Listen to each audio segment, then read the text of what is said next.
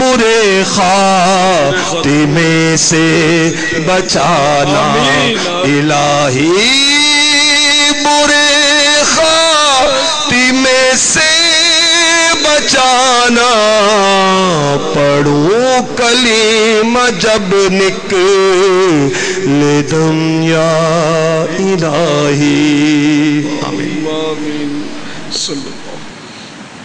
صلو علی الحبیب صلی اللہ علی محمد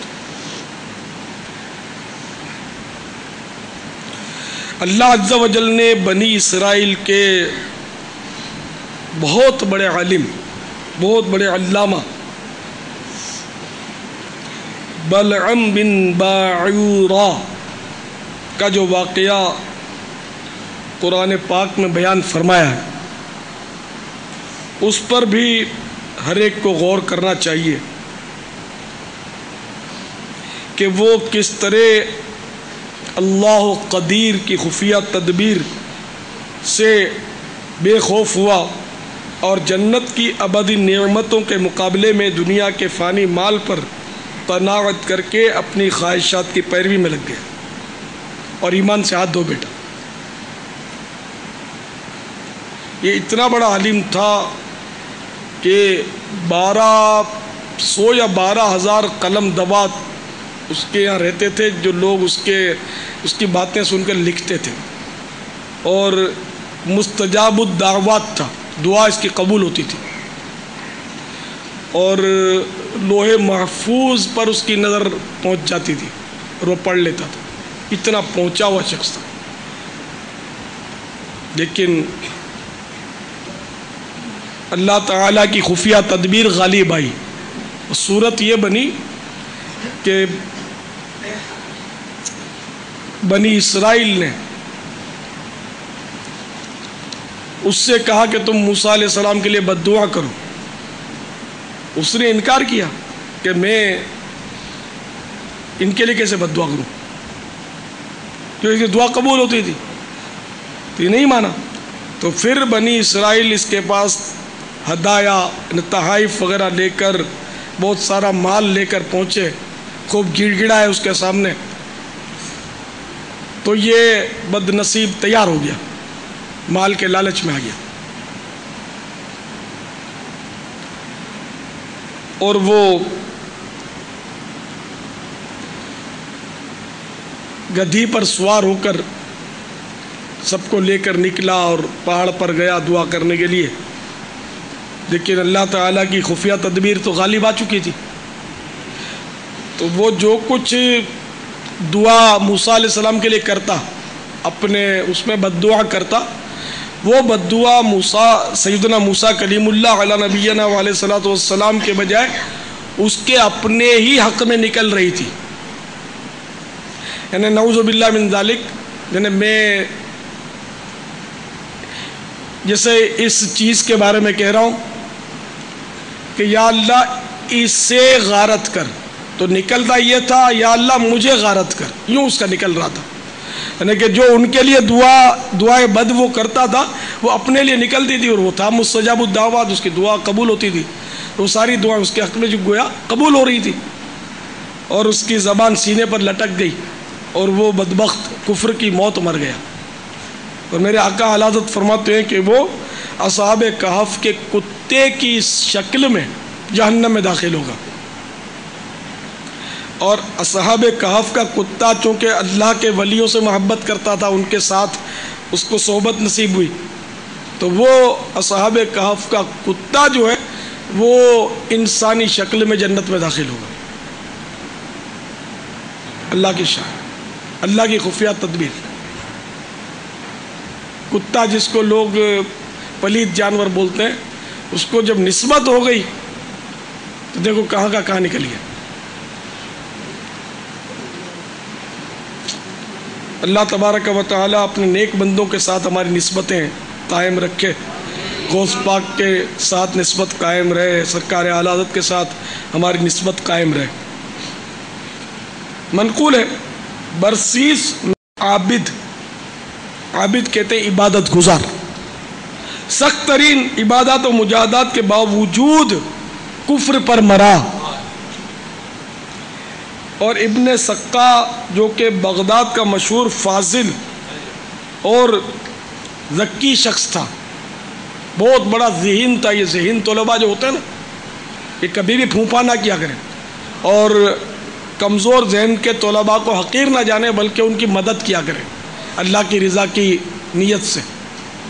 علم دین پڑھانے کے تعلق سے عرض کر رہا ہوں، عالم جو طالب علم دین ہے وہ کمزور طالب علم دین کے حوالے سے ثواب کی نیت سے مدد کیا کریں، اپنے آپ کو کچھ سمجھے نہیں کہ میں کچھ ہوں.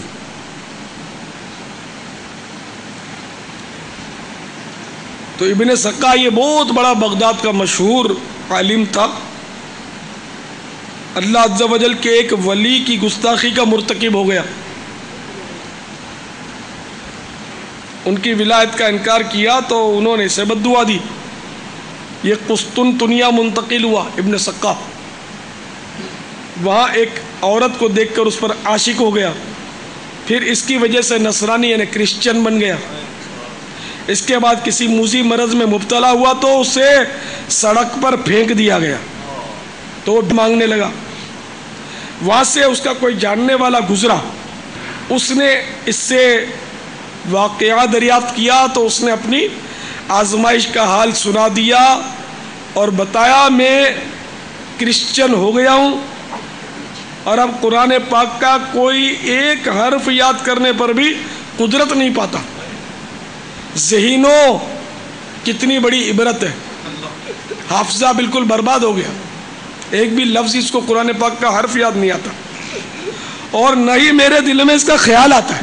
وہ کہنے لگا، اسی شخص کا بیان ہے، پھر میں تھوڑے ہی عرصے کے بعد وہاں سے گزرا تو میں نے اسے نزعہ کے عالم میں پایا، موت کا وقت تھا اس کا چہرہ مشرق کی طرف تھا، یعنی قبلے سے بالکل الٹ تھا.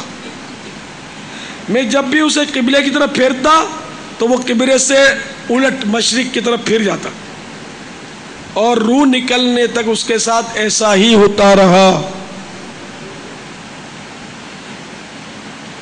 اللہ تعالیٰ کی خفیہ تدبیر. بہت بڑے علامہ کا کیا شبہ. خیر ابلیس اس سے بڑا علامہ تھا، اس کا حشر بھی آپ نے سنا. تو نہ عالم اپنے علم پر اعتماد کرے، نہ ولی اپنی ولایت پر پھول جائے. ہاں یہ بھی ہے کہ ولایت کا سلب ممکن ہے، بلکہ واقع ہے، ایسے واقعات ہوئے کہ ولایت بھی چھین لی جاتی ہے. نبوت کا سلب نہیں ہو سکتا، نبوت سلب نہیں ہو سکتی، اس کو زوال نہیں لگ سکتا، بلکہ نبوت کا زوال ماننے والا اسلام سے خارج ہو جائے گا کہ اس پر ایمان رکھنا ضروری ہے، ضروریات دین میں سے ہے. تو نبی سے نبوت کبھی بھی نہیں چھینی جائے گی، جن کو ملی مل گئی، ٹھیک ہے نا. اب کسی کو نبوت ملے گی بھی نہیں، نبوت ختم ہو گئی. عیسیٰ علیہ السلام کا تشریف لانا یہ کوئی نئی نبوت لے کر آنا نہیں ہے، تو نبی ہیں پہلے سے.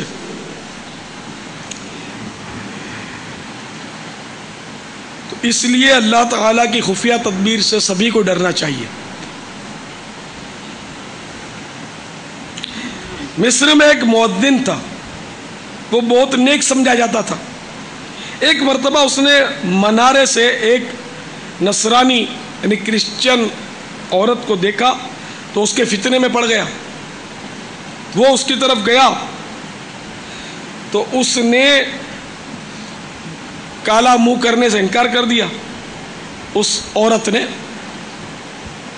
اس نے کہا میں نکاح کرنا چاہتا ہوں. عورت نے جواب دیا تو مسلمان ہے اور میرا باپ تجھ سے میرے نکاح پر راضی نہ ہوگا. تو اس مؤذن نے کہا میں کرسچن ہو جاتا ہوں. عورت کہنے لگی پھر تو میرا باپ راضی ہو جائے گا. وہ نصرانی یعنی کرسچن ہو گیا، عیسائی ہو گیا، اور عیسائیوں نے اس کے ساتھ وعدہ کر لیا کرسچنوں نے کہ وہ اس کا نکاح اس عورت سے کر دیں گے. یوں سمجھو کہ انگیجمنٹ ہو گیا، بات پکی ہو گئی.